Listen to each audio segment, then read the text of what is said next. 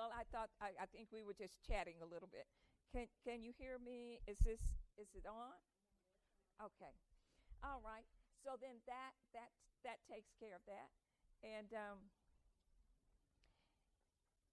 I wonder if somebody can tell me the second characteristic that we talked about as far as leadership.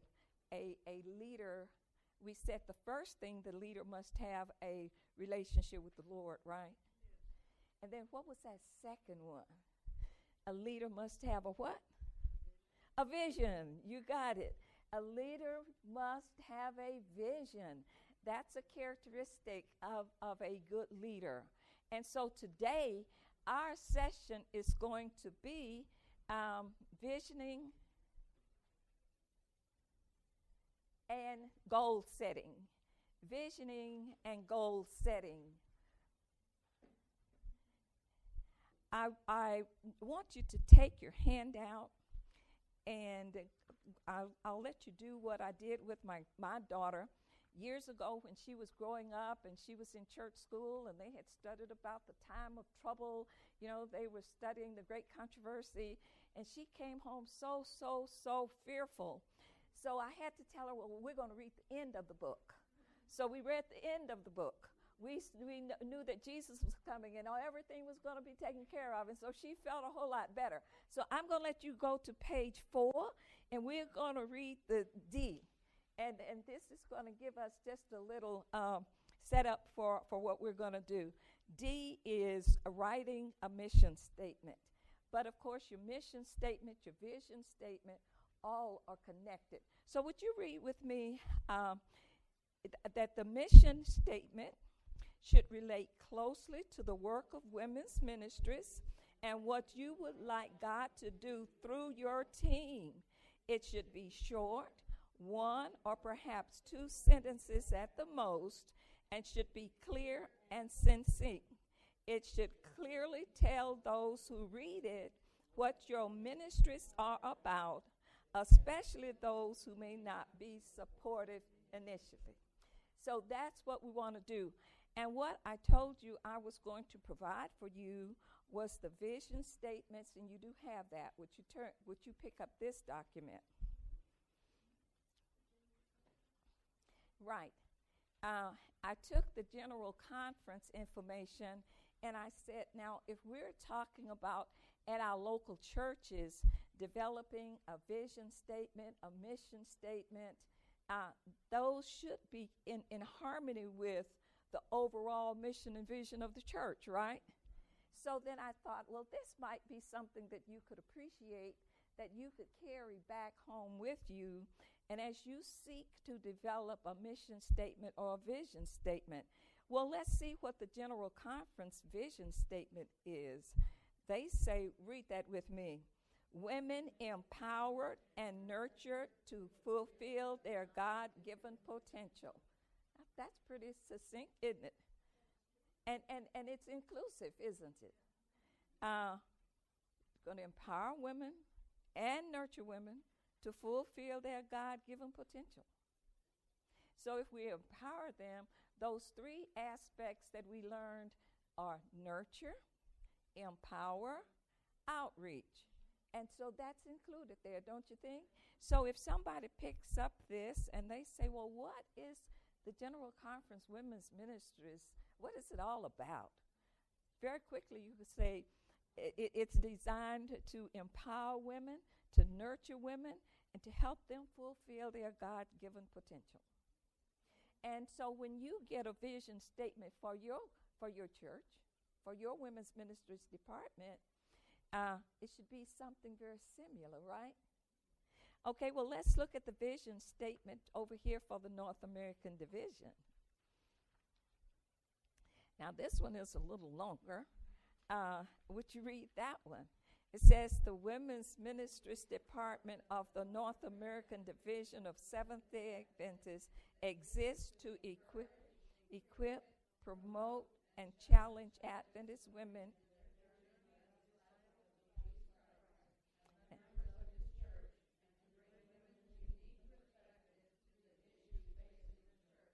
Okay, so that's what we're about. here again, they simply added the Women's Ministries Department of the North American Division of Seventh-day Adventists. That made that a little more lengthy because they prefaced what they were saying with that as opposed to of what was seen here at the General Conference.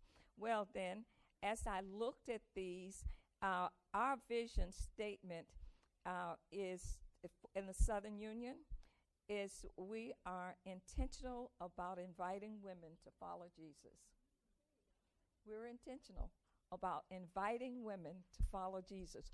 So everything that we do should be directed towards that vision. All right? Then once we have our vision in your local church, you decide, well, how can I describe? You might choose to use something very similar as we have here. And I think that when we talk about the world church, I think that there needs to be some uniformity. When you see a Pathfinder uniform, I don't care where in the world you go, you see a Pathfinder, right? So I think that our mission and our vision should be uniform to some extent, but then our goals and the activities that we carry out would be unique to our own situations. Yes, how we go about it. What we're going to do, at my church, I might need to really focus on those single parents, the single mothers in my church, how to provide parenting classes, or how I can refer them to some agency in the community that can help them. So it would be very unique to your own church. Does that make sense? Okay, so then if those are the vision statements, then let's take a quick look at the mission statements. Okay, the mission for the General Conference, let's see what that is all about. The Department of Women's Ministries exists to do what? Uphold, encourage, and challenge Adventist women in their pilgrimage as disciples of Jesus Christ and members of his world church. Now, I went online and I got this information to share with you, and you will see that the vision statement is pretty much like the mission statement on the General Conference level. You see that? The idea of equipping, encouraging, upholding, challenging. So we're still in the same arena here. Look further. It says our mission is in the larger sense common to all Christians, that of uplifting Christ in the church and in the world, but more specifically, we are called to do, and there are several things that are listed there, what we are called to do as women's ministries leaders at the General Conference level, and also at the North American Division, at the union level, and at the local church level. So then let's take a quick look at the mission statement for the North American Division. The mission of the Women's Ministries Department of the North American Division of Seventh-day Adventists is to model Jesus Christ through meaningful relationships and effective ministries. Our values and objectives are two, and that is they're going to provide opportunities for women to deepen their faith and experience spiritual growth and renewal, elevate women as persons of worth, address the concerns of women, build networks among women, mentor young women, teens, and girls, promote opportunities for wider service for women, challenge Adventist women to use their talents and spiritual gifts for the glory of God in the home, the church, and the community. And when you look at the mission of the General Conference, many of those are the same, right? And I think that's the way it ought to be. There ought to be some continuity flowing there. In the Southern Union, and we as a union committee worked on this one, without having these other two in our hands at the time. But our mission is this. The mission of the Women's Ministries Department in the Southern Union is to be intentional about modeling Jesus Christ to all women through meaningful relationships and significant ministries. Now, I really am prejudiced towards that one. I like that one. I think it says a lot. It says that we're going to be intentional about modeling Jesus Christ to all women. So whenever I relate or interact with anybody, I'm supposed to do it like Jesus would do it, as nearly as possible, right? So that's the first part. In any relationship, okay? So I'm going to be intentional about modeling Jesus Christ to all women through meaningful relationships. That's not just saying happy Sabbath, and that's all you get. It's my being intentional about interacting with my sisters, bringing everybody together. And as women's ministries leaders, we have the responsibility and the privilege to help bring about unity amongst the women in our churches. And whenever we start working with the women, and some of you are new women's ministries leaders at your churches, call all the women together and let them know that you are the women's ministries leader for this year, and you have already talked with the pastor, and he is certainly supportive of you, and we hope that that's the case. And you have stated your case, and so you've asked him, say, could we have a special prayer as we initiate our women's ministries department in our church? And of course, if that prayer of consecration is done, that would be wonderful. But then I think what we need to do is to frequently bring the ladies together after church, or on Sunday mornings, or on Saturday night after church. If we can just kind of keep the women to help them come together to bond. It's what kind of relationships are we going to develop? Meaningful relationships. And we're going to have what kind of ministries? Significant ministries. Ministries that are impacting lives, ministries that are doing things. And I said yesterday that if the people in your church see that you're doing something to make a difference in the lives of people in the church, they will usually get on board with you. They usually will.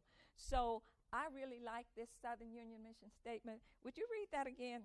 The mission of the Women's Ministries Department in the Southern Union is to be intentional about modeling Jesus Christ to all women through meaningful relationships and significant ministries. That's what we're about.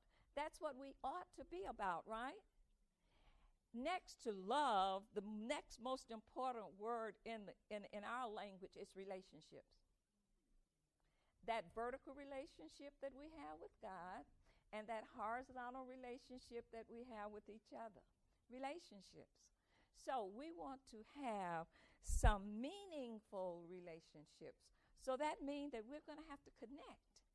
We can't have meaningful relationships if I only see you on Sabbath and I say, happy Sabbath, and I go to my class and you go to your class. Or I go and sit in the sanctuary and you go sit on that side of the sanctuary. No relationships, right? Let me tell you, my nephew, this happened to me. My nephew had an experience, but this happened to me. I called a wrong number one day, and this gentleman said to me, I was apologizing. I said, I'm very sorry. I have the wrong number. He said, that's perfectly all right. It is so good to hear a human voice. Loneliness is one of the major problems of our day. Loneliness. And so as women's ministries leaders, sisters, I can't tell you how important it is that we look at this seriously, forming meaningful relationships and having significant ministries that impact the lives of the people we work with. Does that make a lot of sense to you? Makes a whole lot of sense to me. Okay, now let's go to the further this.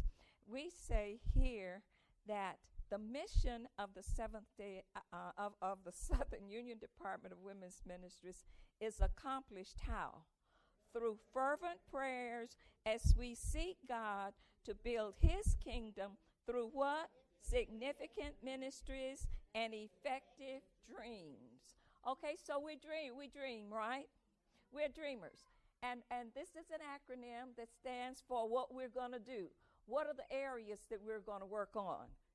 Discipleship, reclamation, evangelism, affirmation, mentoring, servant leadership, service. So that's dreams. So this is really your mission statement because you're Southern Union.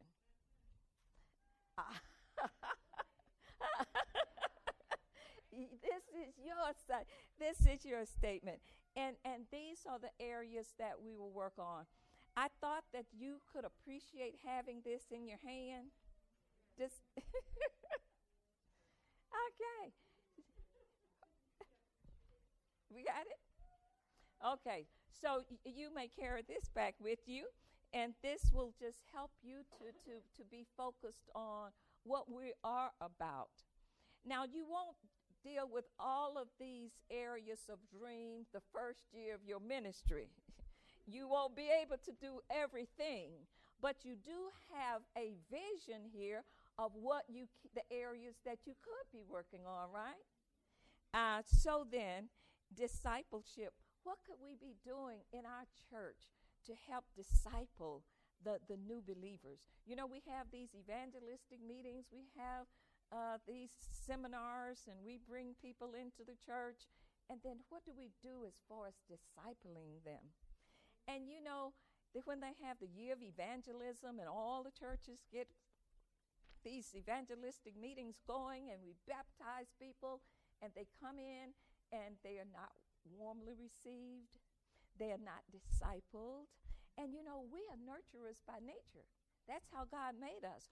So women's ministries really ought to be on the front line of nurturing, discipling, encouraging, supporting, nurturing, empowering, and outreach, right?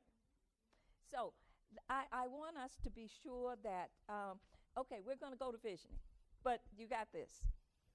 As my little grandson says, Grammy, I got that. I got this. He's 7. I got this. All right. So you got this. Okay, take your handout.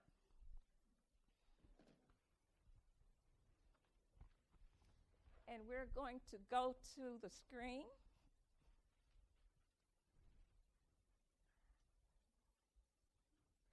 Why have a vision? Would you read that statement?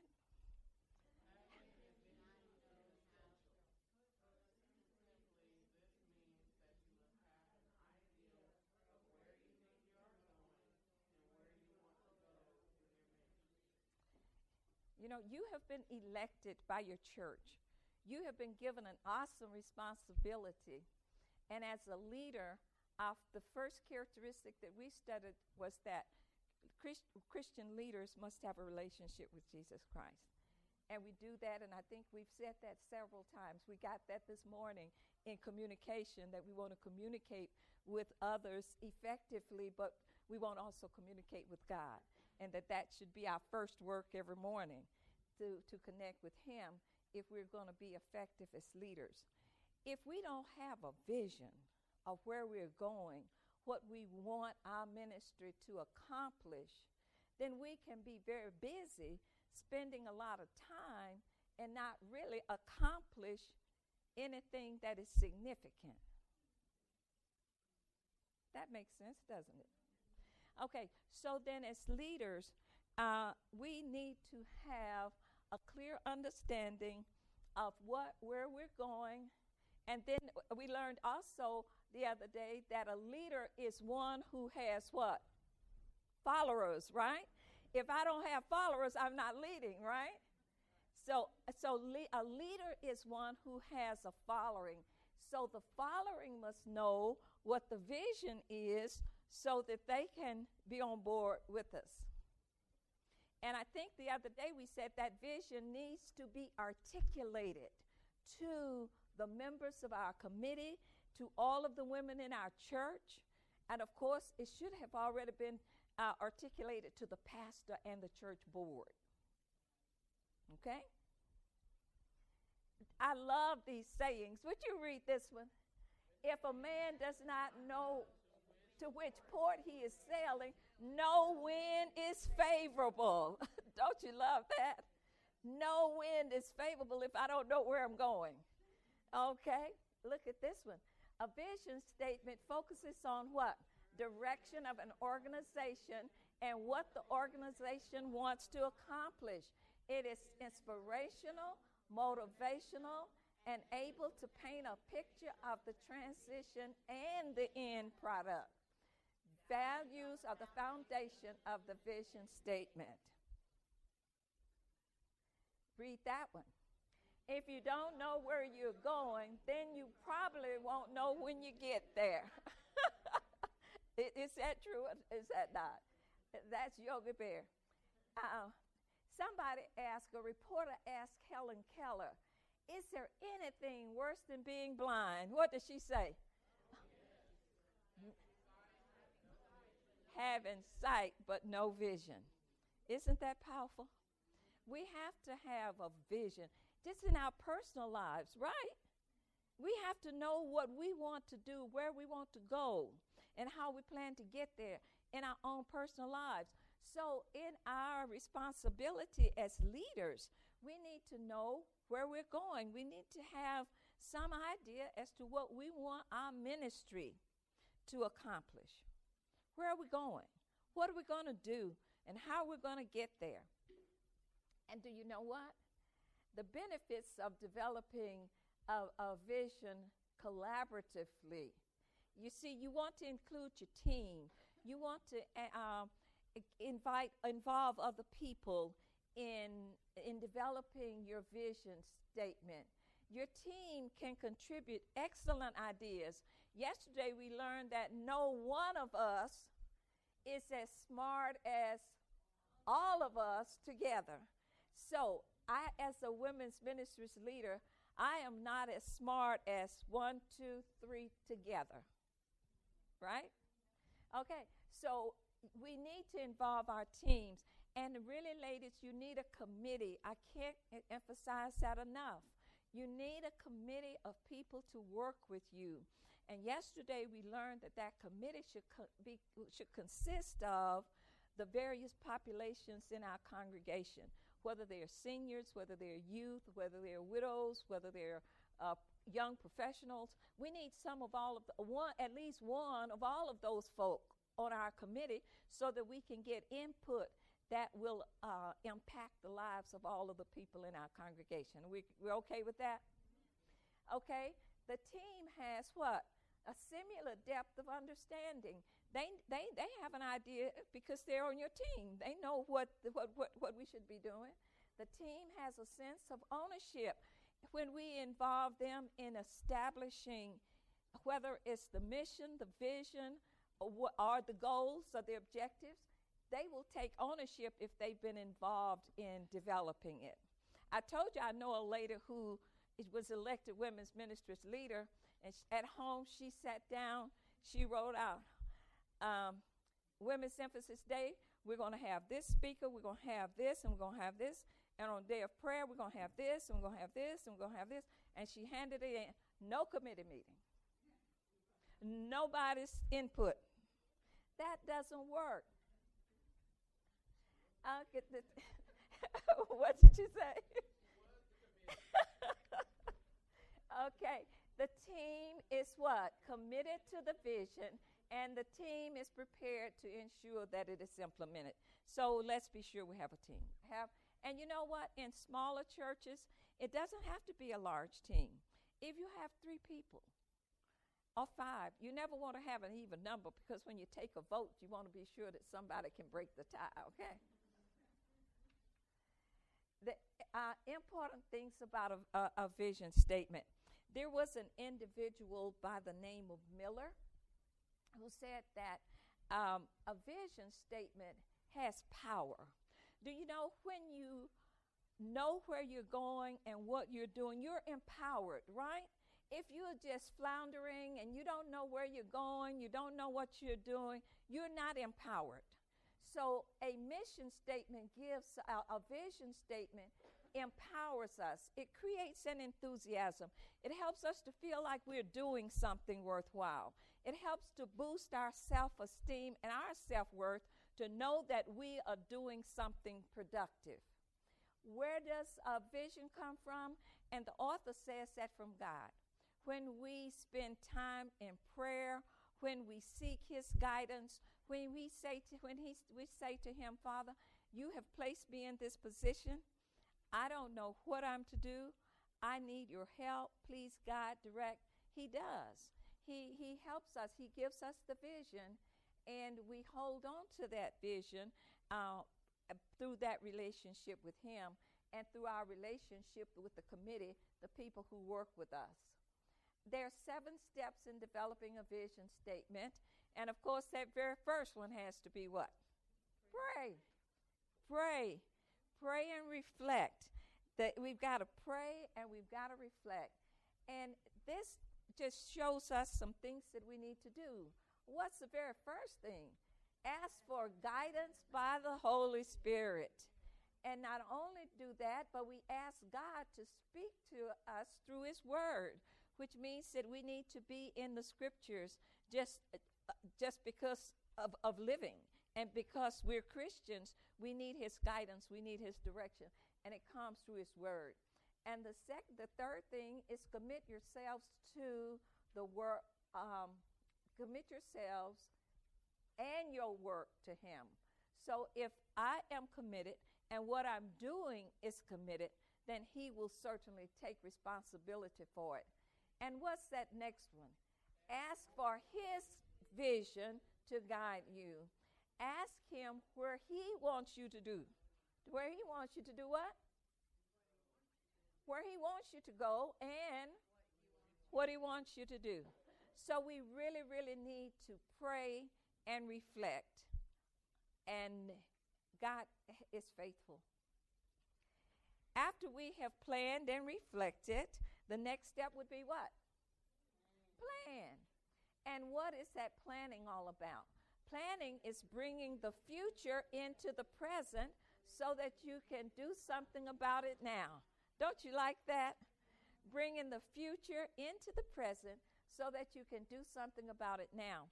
So even though we are projecting things that we're going to do next 6 months or next 12 months, we're bringing that into the present.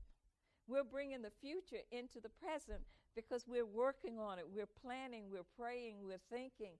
So planning is critical. And then we need to do what? Gather information. And information about the needs of women in your community and in your church. Yesterday we learned that we need to do what? Do a survey to determine the needs of the women in our local churches. We're not just as a women's ministries leader and as a committee sit down and say, okay, we're going to have a class on non-smoking, how to stop smoking. Well, the people in your church don't need that. So we need to survey and see, well, some might. Well, the majority. I would hope that the majority of the women would not need that one. Okay, so you want to do what is needed. And yesterday, Tanja taught a session for us on developing a needs assessment, and you have a model needs assessment in your packet that you can use to determine the needs of the women in your church. So once you determine the needs of the women in your church, then there is also in level 1, assessing the needs of your community. That's one of those that you can choose as an elective. And that's a good one to really work through as well, Because you remember 2 quarters ago in our Sabbath school lessons, we were really, really encouraged to connect with the community, to make a difference in the community. How many of you remember those lessons? I was so inspired and impressed with those lessons. I thought, wow, we've got to get up and get out. But now we can't just get out and go into the community. We need to know what the needs are out there as well, right? Okay, so in level 1, there is assessing the needs of the community. So you want to get information. What are the needs of the women in our church, and what are the needs of the people in my community, and what can we do to impact both of them?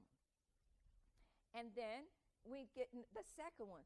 We get information from the women's ministries itself. Sometimes the church will do a needs assessment, and then there will be times when you probably will do a needs assessment just of the women. And sometimes it might not be necessary to do that second one if the one that the church did is broad enough to include what you need. But that one that you have gives you some advantages over just a generic one. This asks for women to tell you how they would like to help in the ministry, identifying their skills, their abilities. So the one that you have, I would ask you to please look at it carefully and to adapt it to your own use. Okay, and then we're going to get input from who? Your team. These are the 3 areas. We're going to get information about the women in our church. We're going to get information about our community when we are ready to move into the community. Information from the women and from our team. Now, once we do this, I think Tangia said yesterday that once you administer a survey and you don't hear, and the people who responded to the survey don't hear from you until 6 months out, that doesn't work. Once we do a survey, we need to analyze the information, analyze the data, and then put it to work immediately. And so that's what we want to do. We're going to ensure that programs include women from poorer homes. You know, oftentimes we need to set up scholarships that will help everybody. Women's ministries is an inclusive ministry. I want you to say that. Women's ministries is an inclusive ministry. There might be people who don't have the resources to participate in some of the things that we think would be good for our ladies. And they might not have sufficient funds to do that. But we need to be resourceful and make provisions for them. Include programs for separated or divorced women, for young mothers, and maybe a welcome baby program could work, yes.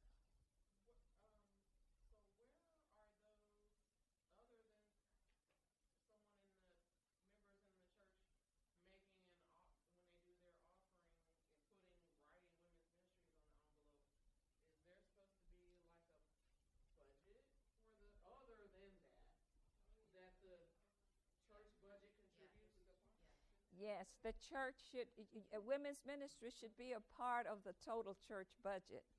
Just like they budget items for, pardon? Yes, the women's ministry should be included in the overall budget of the church. But I do know that doesn't always happen. Some churches don't give a budget to women's ministries, but it is strongly encouraged. And you want to, when you meet with the pastor, you know, you're going in and you're saying, Pastor, I am so excited that I have been asked to serve as women's ministries leader for this year. And I have been praying about it, and God has identified some ladies who could serve on my committee with me. And we have been praying about this, and we want to create a new life, a new energy, a new excitement in this church. And we can do this, but we need some funds. We need to have a budget. Could we be included in the church's budget, the annual budget? a percentage, as all of the other departments get a percentage, I think in most churches. In some churches, they don't have budgets that include the ministries. They really don't. But then you might say, ladies, could we contribute, say, like whatever you can, once per month, put something in your envelope that says women's ministries. Now, that would be your local funds. But now, once per year in July, all churches on the North American Division calendar and in their operating policy, women's ministries is the one department that gets an annual North American Division-wide offering. And you do know that every Sabbath on the North American Division financial calendar, they have like, this Sabbath funds will go to Breath of Life. This time funds will go to Share Him. This time funds will go to this. The various Sabbaths, they designate the offering to go to one of the ministries. Okay, July, the second Sabbath in July, we're to have women's ministries offerings taken in every church. And you're to specify on yours NAD Women's Ministries offering. That's the North American Division Women's Ministries offering. 40% of that offering stays at the conference level. And that will enable Cindy to do some things here, even like sponsoring leadership training.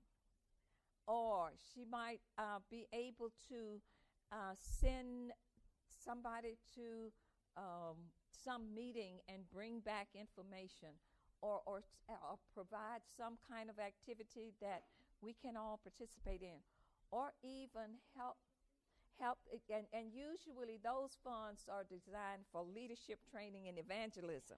They are specific for leadership training and evangelism. So if you decide that you want to do a Share Him at your church, and then you send a little letter to Cindy, say, our pastor has agreed that we can do a Share Him evangelist. The women in our church are going to do a Share Him evangelistic service in 2018, and we need some funds. This is what we think our budget will look like. Cindy, do you have some money you can send us? And she will go to the she will go to the treasurer of the conference and say, now, sir, is it a man? Sir, last year we received, on the second Sabbath in July, we received an offering, and it's designated Women's Ministries offering. 40% of that offering stayed right here in Carolina. I know that 60% went on. 30% stopped at the Southern Union, and 30% stopped at the North American Division. We need that 40% because we have 3 churches where the ladies are ready to do evangelism. They're going to do Share Him in their churches. They need some funds. I'd like for you to write a check to this church, and this church.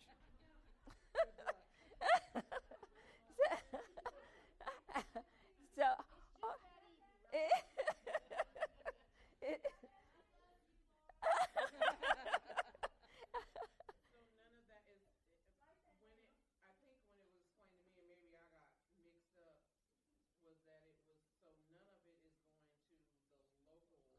right. That offering is a special offering that was designated by the North American Division. But what you probably would want to encourage your ladies to do is to, if your church would include you in the church's budget, that's wonderful. But if you're in a church where they just don't have the funds and they just don't see where they could give the ministries like a percentage of the church expense, money that comes in, then it would be good to say, ladies, could you, if some of you have some money, could you just kind of, when you fill out your tithe envelope, would you write down their women's ministries? And if that comes in, then that could build some funds for you. And then you want to also think in terms of a budget. What kinds of things do you need during the year?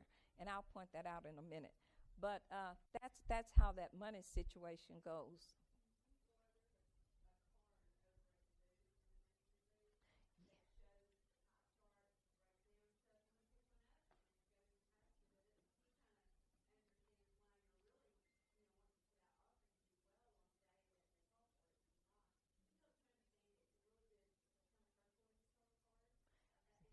Yes. Yes. Yes. Everybody gives to that offering. It's the offering for that day. And the person who makes the appeal from the desk should really say that today the designated offering is for the the North American Division Women's Ministries offering. Would you please indicate that on your tithe envelope? You're right, but leaders, let's start working with our treasurers. Let's start working with our pastors, and let them know that this is really a part of the operational policy of the North American Division. It's policy. It's not suggestion, and that we really should be following policy.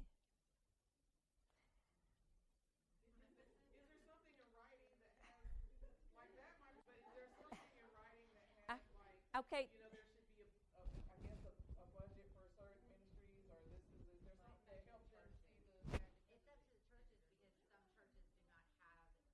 The resources.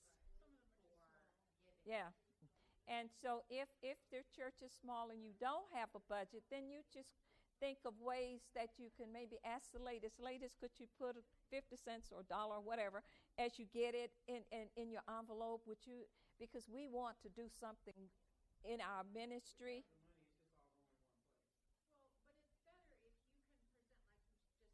A budget.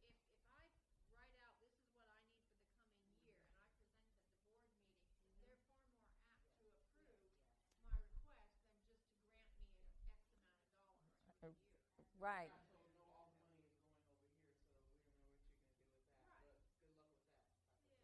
Yes. And you know, some of these issues, because women's ministries is the newest ministry in our church, we have to work through a number of things, and we have to pray our way through a lot of things. Yes.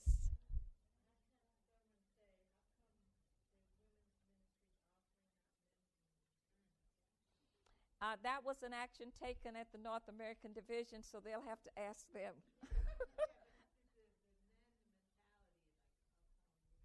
Right.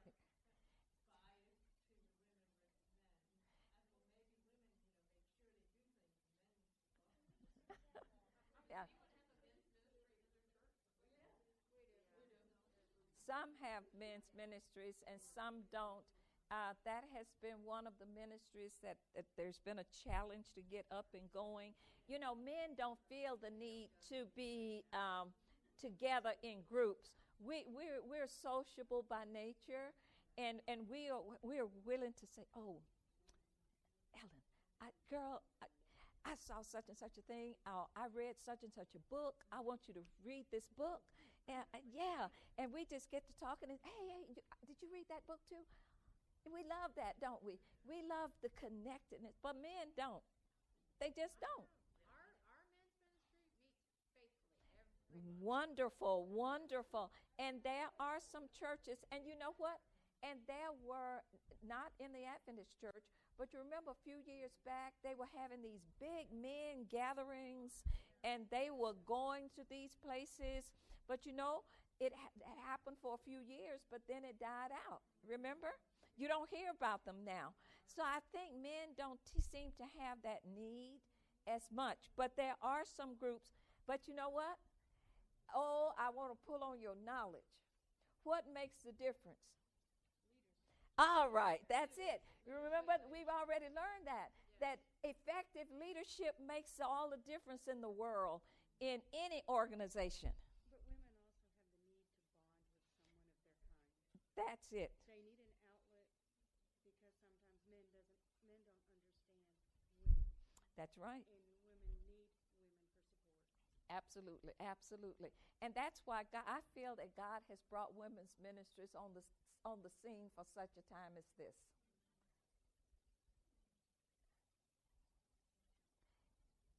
Loneliness, um, and you know, death separates. And I often think, Lord, at this age, I need my husband. Please don't take him away. I could have made it early on when I was younger and had more energy and more. That thought comes to my mind. And I'm thinking, I know several of my friends are widows now. And I've been blessed. My husband is still here. But I was in a group just last week before last. I was sitting at the table, and there were 3 widows there. And they were saying, Laura, you just don't know what it's like. And so when we can bond as sisters, when we can come together, we can make support groups. These are kinds of things that really help our ministry. Yes, sister. There's more than losing your spouse in death. Is also when you have lost it to a stroke, you've lost Yes. the person you married. Yes. They're not there anymore. Dementia, stroke. You're their mother, you're their caregiver because they can't think anymore. Right, right. And sisters, we need to be supportive of our sisters who are caregivers. We need to be supportive in those.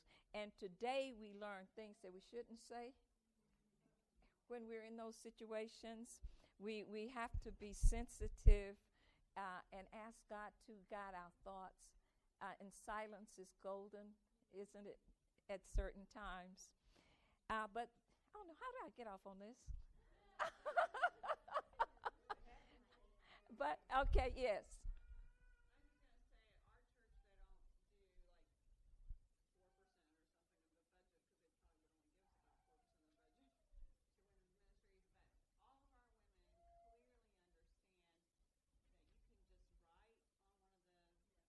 Lines. We've even taken stamps and stamped all the envelopes in the sanctuary, women's ministries. So I go in to pay whatever I'm going to pay my tithe, and then I want to put $10, even with the same check amount, and there it is, women's ministries, $10, whatever, and then total it up at the bottom. It's very simple. Very good. Thank you. And that's a great idea. If you have an opportunity to stamp on the envelope women's ministries, or write it in, or whatever way your church organization allows you to do. Yes, Tanya.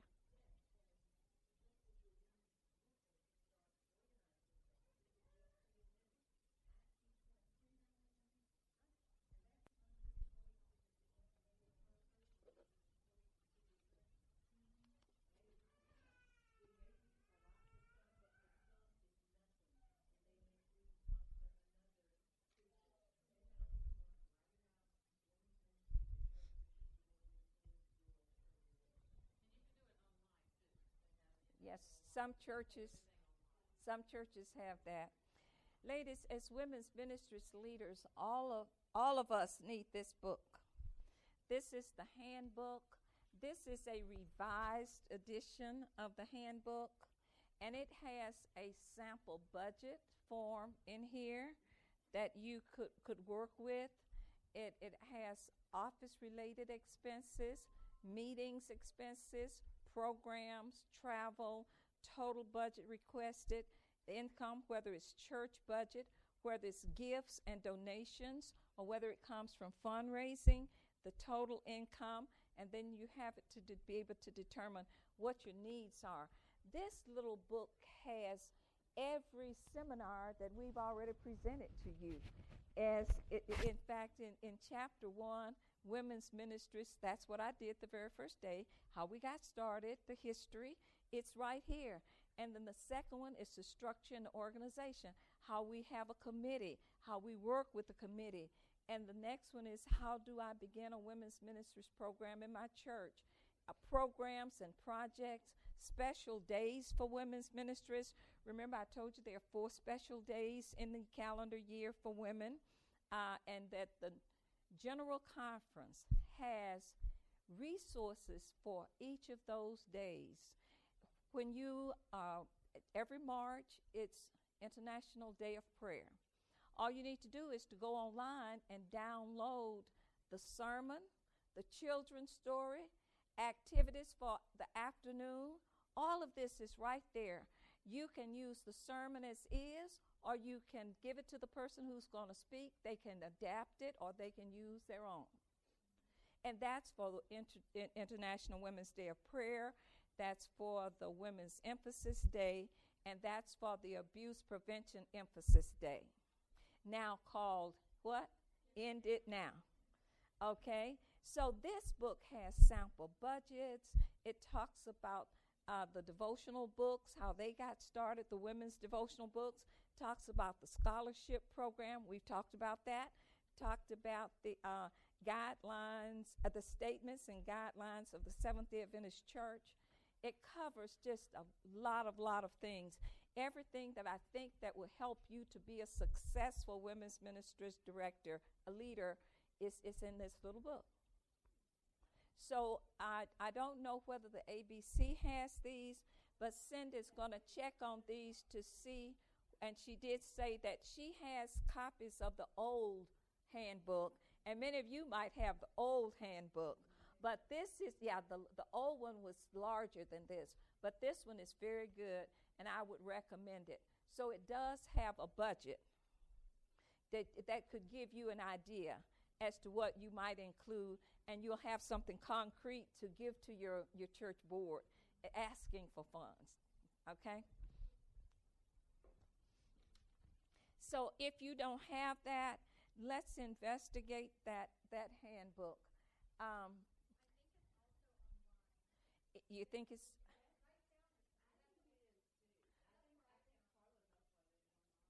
Okay.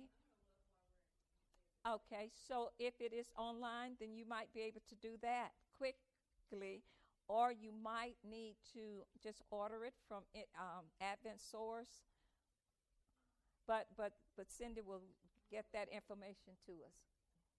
Okay, once we have a set of values, and we saw those things that were listed in those mission statements and vision statements that we had, and we've had some brainstorming, then we are ready to put something down on, we're going to prioritize the suggestions and the ideas that have come from everybody. Which of these do we think we want to do first, second, third? What's important? And once we have done that, we're going to consolidate an action plan. Begin by obtaining a church calendar. We want whatever it is that we want to incorporate during the year, we want it to be in harmony with the church calendar. So then that's why once we get our committees and we decide what our dates are, and right now, as a women's ministries leader, you know you have 4 days that you want to say to the church. We really would like to have 4 days on the church calendar: the first Sabbath in March, the second Sabbath in June. And you know, many times the second Sabbath in June, we have a conflict with camp meetings in some of the conferences. Now will camp meeting end this weekend? It ends this weekend, so it doesn't bother you, but other conferences, they have camp meetings a little later.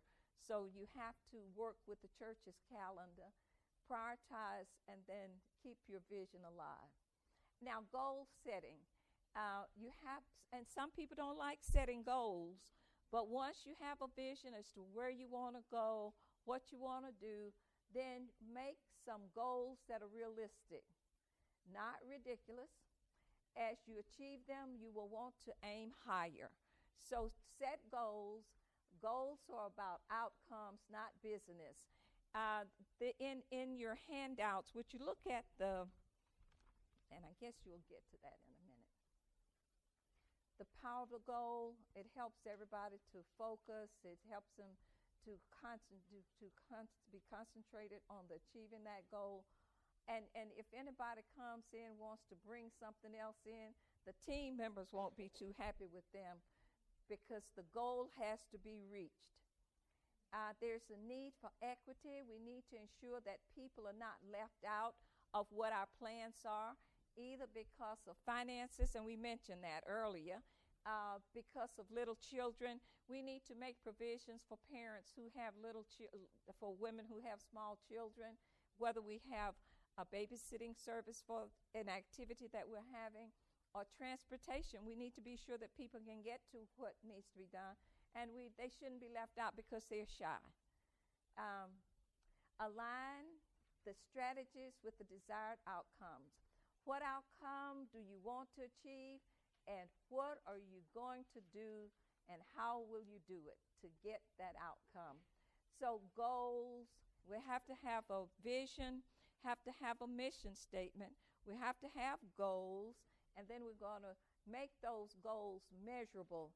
And we need to know that we've been able to accomplish the goal that we set out to accomplish. So we need to be able to measure that. If I have an activity and I say that our goal is to spiritually enrich the women of our church, can I measure that? But how could we measure it? We could measure it by a evaluation form, but we'd have to change the statement. We would have to say 80% of the women attended the spiritual enrichment weekend. And if 80% did attend, then we have reached that goal. And if 100% of the women in the church attended it, we have exceeded our goal. Or if 50% came, then we fell short of our goal. But we have some way to measure that if we've said that. Writing a mission statement, and of course we said that already. It should be related closely to the work of women's ministries and what you would like God to do through your team. It should be what? Short. It should be what else? Brief and to the point. It should clearly tell the reader what your ministry is all about. There are people who don't know what women's ministries is all about. They think that we're just women who come together and we just have tea parties. They don't understand that it is a significant ministry. So as we plan, as we ask God to give us a vision, a direction as to how he wants us to go and what he wants us to do, I'm sure he will give us something significant. Once we have prayed, planned, assessed the needs of our women, established our objectives and our goals, then God will certainly bless our efforts. Visioning is important, and one author said that the best source of that vision is from God after we have spent a lot of time with him in prayer and in his word. And I'm sure that is exactly what he will do for us as we go back to our churches and implement the women's ministries program that he has given as a part of our responsibility to the women. Yes.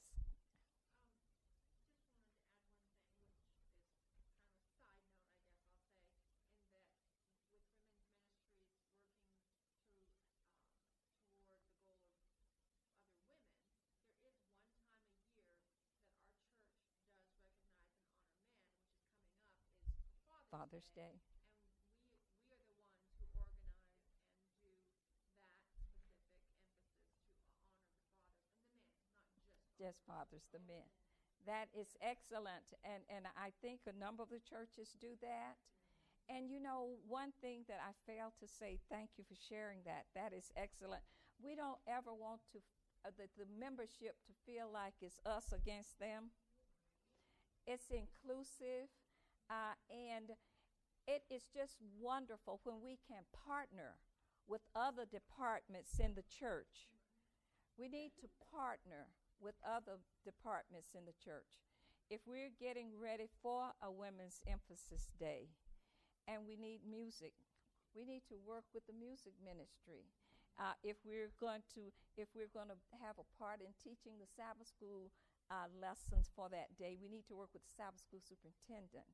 I did have the opportunity of attending an international leadership conference that was held this month in Budapest.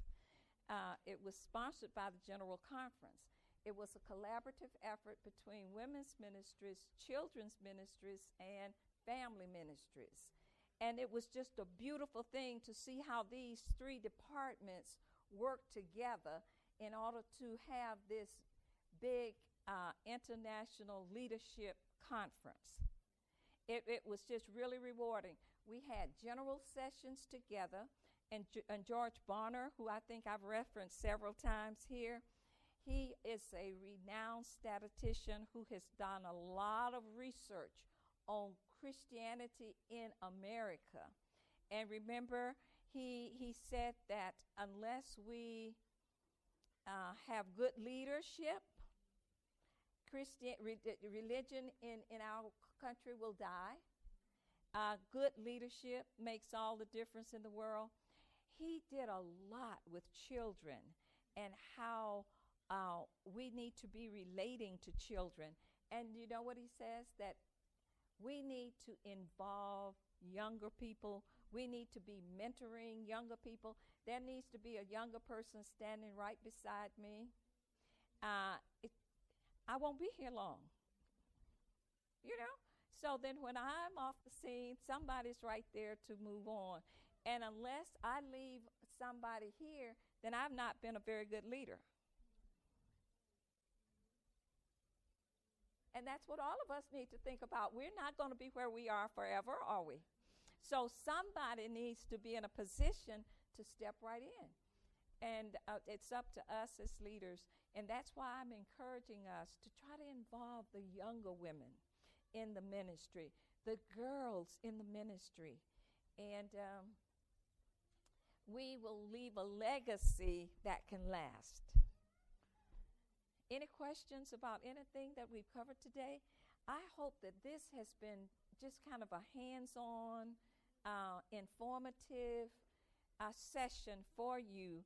And I would like to encourage you to go over to the booth and see the material that is there. And I have some of the things tomorrow. When we do evangelism and outreach, I'll do evangelism, and Tanya is going to do advertising women's ministries activities. You don't want to miss either one of those. We got a lot to share. And when you go over there to the booth, I thought about bringing those offering cards over here. So if for some reason you can't walk down those steps to get to the exhibits, we'll bring those cards over here to you so that you can have them. I walked down those steps today and saw the exhibits. They are beautiful. And the table has a lot of good information. And some of those I'll reference tomorrow when we talk about evangelism. And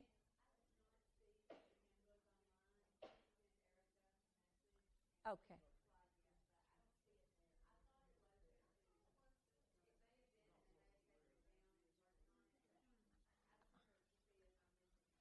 Okay. Did you hear Cindy? She said she did check and she didn't find the handbook online. She did send a text message to Erica, and she's going to get some information. And hopefully we'll get a response by tomorrow. Okay. All right. Yes.